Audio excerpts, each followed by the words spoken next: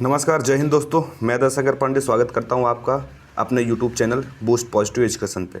जैसा कि हमने पहले ही बताया था कि हम प्रैक्टिस सेट आपके पास लेके आ रहे हैं और आज उसी के क्रम में ये तीसरा वीडियो है जहां पे हम बेहतरीन क्वेश्चनों को क्या करेंगे, सॉल्व करेंगे। तो चलिए आइए बिना किसी देरी के हम अपने वीडियो की शुरुआत करते हैं। आप लोग वीडियो को लाइक कर दीजिएगा और शेयर कर दीजिएगा, साथ साथ मेरे चैनल को सब्सक्राइब कर दीजिए ताकि आपको ऐसे ही बेहतरीन वीडियो क्या हो सके, मिल सके। ठीक है, देखिए पहला क्वेश्चन आपके स्क्रीन के सामने दिख रहा होगा कि डलहौजी ने भारत में ब्रिटिश साम्राज्य की स्थापना के लिए अवध को कब्जे में लिया था, आखिर किस नीति को फॉलो करके?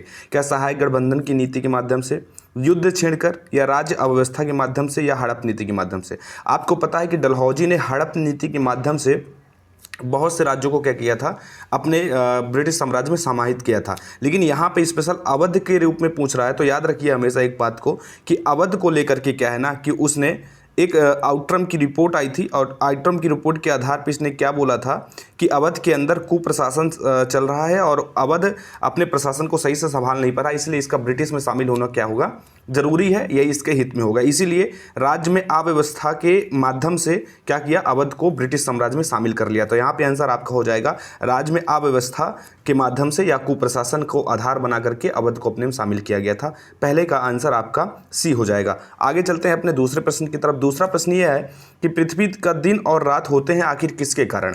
आपको पता है पृथ्वी एक गतिमान है, ठीक, पृथ्वी गति कर रही है, साथ ही साथ अपने अक्ष पे करती है गति, साथ ही साथ वो सूर्य के चारों तरफ दीर्घवृत्ताकार कक्षा में भी गति कर रही है। यहाँ पे आपसे पूछ रहा है दिन और रात आखिर किस कारण से होते हैं, तो हमेशा याद रखिए पृथ्वी जब अपने अच्छी गति पे घूमती है, आपको पता ही अच्छी तरह से 24 घंटे क्या करती घूमती है, एग्जैक्ट 24 घंटा भी नहीं होता, 23 घंटा 56 मिनट होता है। इसी अच्छी गति में जब वो घूमती है तो पृथ्वी में दिन और रात क्या होता है, दिन और रात होता है, जो कि दैनिक गति का क्या है, परिणाम है। दिन और रात दैनिक गति का परिणाम है, याद रखिएगा इसको, बिल्कुल भी आप लोग क्या करेंगे, भूलेंगे नहीं। तो यहाँ पे आपका आंसर क्या हो जाएगा, ए सही हो जाएगा। आगे चलते हैं अपने अगले प्रश्न की तरफ और अगला प्रश्न हमारा क्या है, तीसरा प्रश्न हमारा क्या होगा, देखते हैं। अगुलहास जलधारा, ये बहुत बार प्रश्न में आया हुआ है, जलधाराओं से प्रश्न में आपके क्वेश्चन पूछता रहता है, ये भी आपसे आपके एग्जाम में पूछा गया। आप याद रखिए अगुलहास जलधारा आखिर किस महासागर में बनती है? तो याद रखिए अगुलहास जो जलधारा है ये क्या नाम है, ये कहाँ की है, ये हिंद महासागर में बहने वाली जलधारा है। कहाँ पे? हिंद महासागर में बहने वाली जलधारा है और ये एक गर्म जलधारा का क्या है, उदाहरण है। ये भी आप लोग याद रखेंगे, ये भी आपसे पूछ सकता है। अगुलहास जलधारा गर्म जलधारा का उदाहरण है और यह हिंद महासागर में क्या होती है, बहती है। अगले प्रश्न की तरफ चलते हैं। अगला प्रश्न हमारे स्क्रीन के सामने दिख रहा होगा कि पृथ्वी का सबसे भीतरी वाला भाग जिसे हम क्रोड़ या कोर बोलते हैं, ये किससे बना हुआ है? आपसे ये पूछ रहा है। आपको पता है कि पृथ्वी को 3 भागों में हम लोग बांट के देख रहे हैं, इसके अंदर के पार्ट को हम लोग 3 भागों में बांट के देख लेते हैं। सबसे पहले ऊपर परपटी बोलते हैं, भूपरपटी, फिर मेंटल होता है, फिर कोर होता है। ये सारी चीज़ें भी आपस में बटी हुई, जैसे ऊपरी परपटी फिर नीचे परपटी, तीसरा इसी तरह मेंटल ऊपरी और निचला मेंटल, और इसी तरह ऊपरी मेंटल और निचला मेंटल। तो यहाँ पे आपको कोर के बारे में पूछ रहा है, तो आप ये चीज़ याद रखिएगा कि निफे, क्या निफे बोलते हैं, निफे, या ऐसे याद रखिए नी और फे। ठीक है, तो नी क्या होता है, नी होता है यहाँ पे निकेल, और फेरस होता है लोहे का ही ऑक्साइड है फेरस, तो यहाँ पे क्या हो जाएगा, लोहा। निफे मतलब निकेल और लोहा क्या होता है, पृथ्वी के कोर में पाया जाता है। इस चीज़ को याद रखिएगा, इसको बिल्कुल भी भूलेंगे आप लोग नहीं। ये आपके एग्जाम में बहुत बार पूछा गया है, इसको बिल्कुल भी नहीं भूलना है आप लोगों को। आगे चलते हैं अगले प्रश्न की तरफ। ये प्रश्न बहुत बेहतरीन है कि भारत के स्वतंत्रता संघर्ष के दौरान दक्कन एजुकेशनल सोसाइटी नामक संस्था की स्थापना किसने की थी, ये आपको बताना है। तो याद रखिए बात है 1884 की। कब की बात है? बात है 1884 की। और 1884 में क्या हुआ था कि बाल गंगाधर तिलक ने क्या किया था, दक्कन एजुकेशनल सोसाइटी की स्थापना की थी। कहाँ पे की थी? तो पुणे में की थी। कहाँ पे? पुणे में दक्कन एजुकेशनल सोसाइटी की स्थापना बाल गंगाधर तिलक के द्वारा 1884 में की जाती हैं। इसको याद रखिएगा, इसको बिल्कुल भी आप लोग भूलेंगे नहीं। आगे चलते हैं अगले प्रश्न की तरफ हम लोग। अगला प्रश्न ये है कि 1857 के गदर के समय, मतलब 1857 के क्रांति के समय भारत का गवर्नर कौन था, गवर्नर जनरल कौन था, ये आपसे पूछ रहा है। तो आपको बताना है क्या वो लॉर्ड कैनिंग था, या नील आर्मस्ट्रांग था, जॉन मथाई था, या फिर इनमें से कोई नहीं। तो आप याद रखिए कि लॉर्ड कैनिंग क्या था, लॉर्ड कैनिंग 1857 के क्रांति के समय या विद्रोह के समय या गदर के समय भारत का क्या था, गवर्नर जनरल था। इसको याद रखिए, इसको बिल्कुल भी आप लोग भूलेंगे नहीं। चलते हैं अगले प्रश्न की तरफ। अगला प्रश्न हमारा किस चीज़ के बारे में बात कर रहा है कि विंध्याचल और सतपुड़ा पहाड़ियों के बीच से होकर बहने वाली नदी कौन सी है। ये भ्रंश नदी का भी उदाहरण है, जो भ्रंश घाटी में बहने वाली नदी का भी उदाहरण है। साथ ही साथ इसकी एक विशेषता ये है कि ये निकलती तो पूर्व से है लेकिन गिरती पश्चिमी घाट में है, तो इसीलिए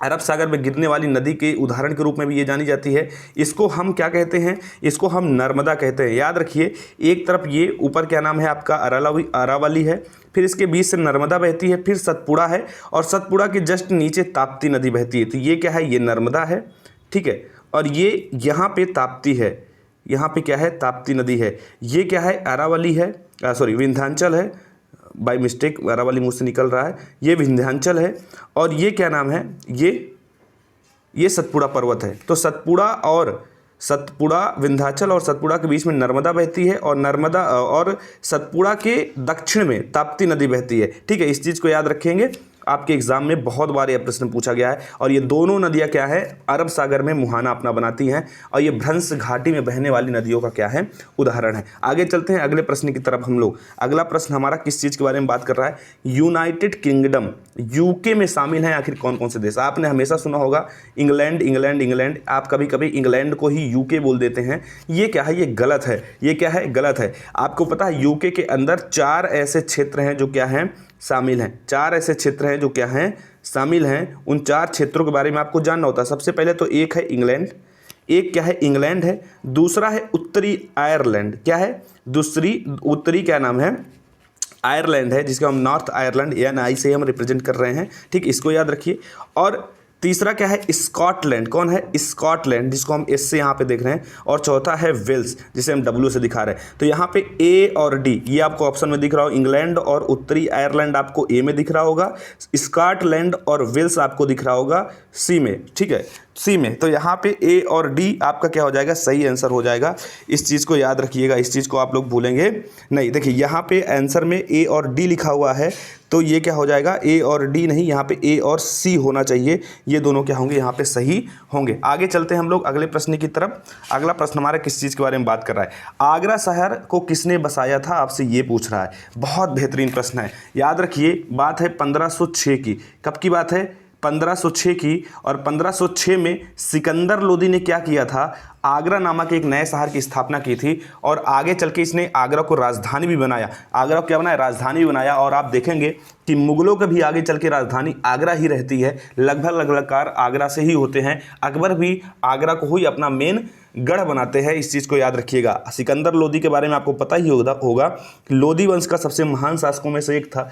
ये गुलरुखी उपनाम से क्या करता था, कविताएं भी लिखता था, ठीक है ना। साथ ही साथ इसने गजे सिकंदरी जैसी चीज़ों की भी इजाद किया था। जब हम लोग हिस्ट्री में आगे पढ़ेंगे, प्रॉपर क्लास हिस्ट्री की जब लेंगे, तो हम आपको इसके बारे में अच्छे से एक्सप्लेन करेंगे। तो ये याद रखिए, आगरा शहर 1506 में स्थापित करने वाला शासक सिकंदर लोदी था, इस चीज़ को याद रखिएगा, ठीक है।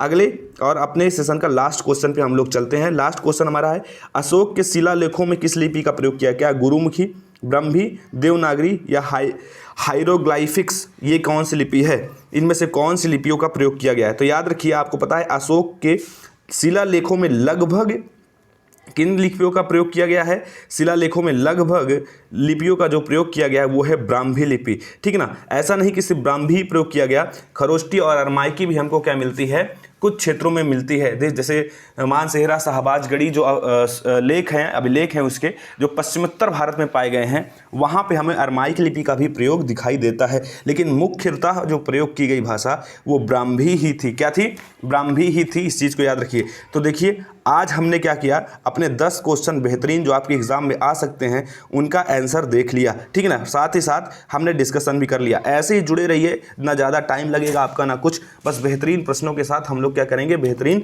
चीज़ें करते रहेंगे। तो मैं दयाशंकर पांडे आज आपसे विदाई लेता हूं। आप लोग ऐसे ही जुड़े रहिए, ऐसे प्रैक्टिस करते रहिए, ऐसे ये आपके हर एक एग्ज़ाम में काम आने वाला है। बड़े से बड़े जो वनडे एग्ज़ाम है उसमें आप जाने जा रहे हैं, अगर साथ ही साथ छोटे से छोटे एग्ज़ाम में भी जा रहे हैं, तो ऐसे डिटेल्स आपके एग्ज़ाम में आती रहती हैं। आगे फिर मिलेंगे, तब तक के लिए नमस्कार, जय हिंद।